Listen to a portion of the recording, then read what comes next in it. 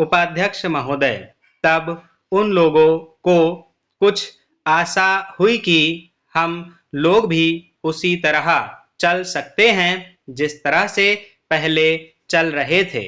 लेकिन अभी हाल में जो चुनाव हुआ उससे देश के धनिकों के मन में बड़ा संदेह पैदा हुआ कि इस चुनाव के बाद उनकी स्थिति वैसी नहीं रहेगी जो अब तक चली आती रही है।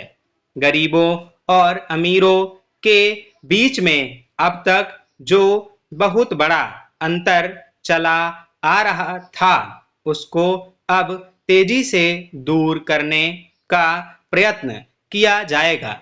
श्रीमान, मैं आपका बहुत ही आभारी हूं जो आपने सदन में चालू वर्ष के बजट पर अपने विचार प्रकट करने का अवसर दिया है। मैं इस बजट का समर्थन करना चाहता हूं।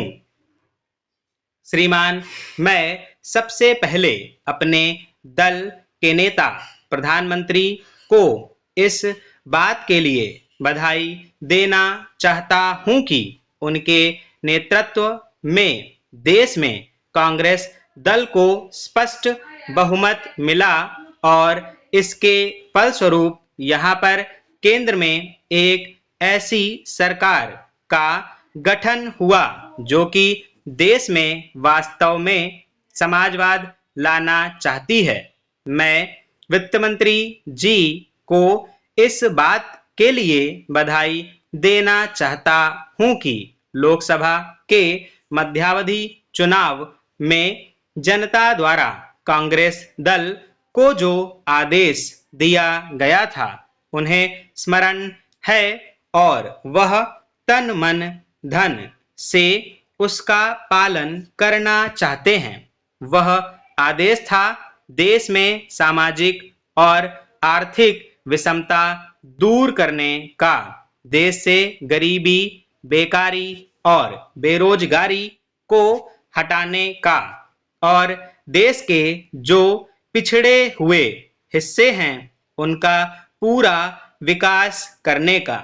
साथ ही साथ इस बात का भी आदेश था कि देश के अंदर इस प्रकार की सामाजिक और आर्थिक व्यवस्था पैदा की जाए जिसके अंदर जनता शोषण से मुक्त हो सके।